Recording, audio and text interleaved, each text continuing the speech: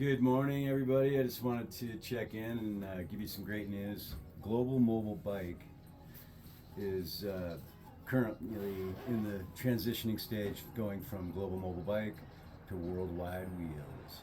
What we're going to do in these segments is we're going to expand and expound on my 34 years of experience in the bike and ski industry, mostly bike because that's my true love now. I started in the ski industry, but yeah, we're gonna delve into a lot of the races that I've done, some of the training articles I've written, some of the companies I've worked for over the years, and how this is all gonna bring together another whole community of people that just loves biking, skiing. We're gonna talk about the old times, and then we're gonna talk about the new times. And we're going to talk about me maybe moving temporarily or permanently. I don't know if I like the geopolitical climate right now in the US of A. Even though I'm in beautiful Sun Valley, Idaho, the best ski town on planet Earth. But yeah, we're going to delve into some of my bikes, some of the old ones, some of the new ones. Forget all the trophies here. Forget Darren Johnson for a minute. I actually love that guy. I watch all of his videos. But we're going to go into some of the training articles maybe that I wrote back in the 90s when I was starting out as a factory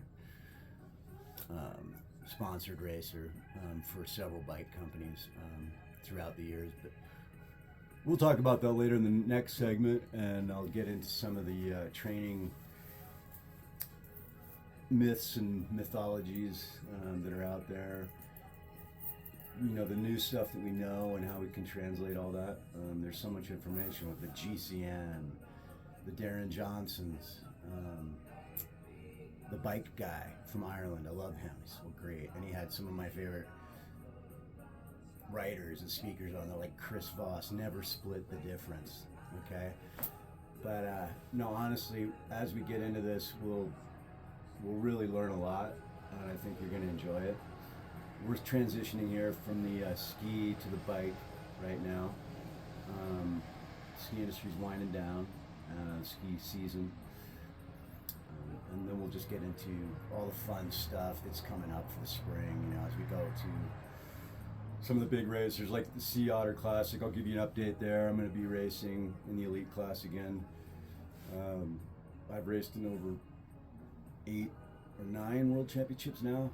Scotland, I think I got 34th place in the elites at my ripe old age. That's not too bad. I think my best result might have been, you know, I don't know, starting in Durango, maybe getting 7th or 8th in the qualifier leading up to the race that Ned Overend won. I had to do that on a Wednesday and race on a Saturday or Sunday, but I did that a couple times in Italy too, starting in the back of the field for Cannondale. First guy to race World Cups on full suspension. I think that's how I lost my contract actually, because I decided I had to have 2 bikes, you know, in my contract.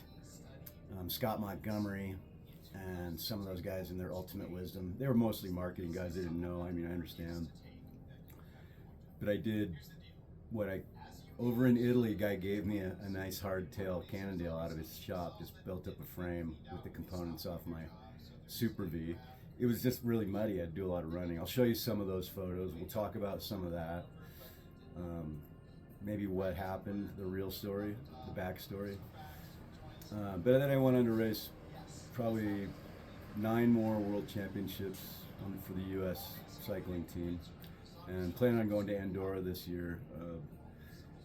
Probably maybe wind down my athletic racing career a little bit at my age, but it's gonna be more about you guys getting the information to the younger crowd, and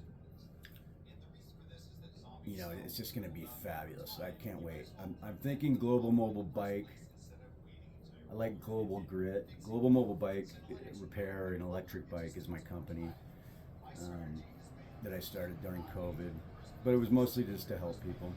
You know, I went to the first e-bike world championships. I raced, you know, the mountain, gravity, the the downhill Mammoth, Kamikaze, the Reebok Eliminator.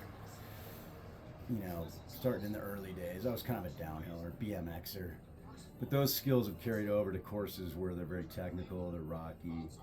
You know, one of my best World Cups was in Hunter Mountain, New York, 1992, I think.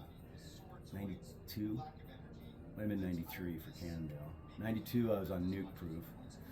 Great guy, John Monsenmeyer, and Jeffrey Crisell had actually the marketing eye, but those guys had the grit and tenacity to kind of put me on the team and start me with these nuclear logos all over my helmets. And I had a Sandvik titanium bike that I put Christy and the Turners from RockShox, the original owners, got me going on, you know, like the original Mag 20. It was, you know, it's some of the better RockShox. This is after Durango. I think they noticed me in Durango for my Mammoth calves from ski racing, that I was trying to transition into a bike racer at that time, which was pretty funny stuff. But anyway, we're going to talk more about the fun stuff, more about the old stories, more about the old people that you know, gave me an opportunity, like Scott Montgomery and Monsenmeyer and some of those characters, and what they're doing now. Maybe we'll interview some of those guys and see what they're doing. I know Scott's right across the street here doing a marketing gig, or he owns his own company, and it's called Crank Tank. Really cool deal. But anyway, tell me what you think about Worldwide Wheels, maybe Global Grit. I was thinking Championship Performance, or I don't know, you tell me. So we're gonna get into that, and we're gonna put it in the comments. Don't forget to like, subscribe, and we're gonna make this thing blow up. Okay, have a great day, and we'll talk to you in the next segment here at Global Mobile Bike. Possibly one of the most experienced team on planet Earth. Enjoy.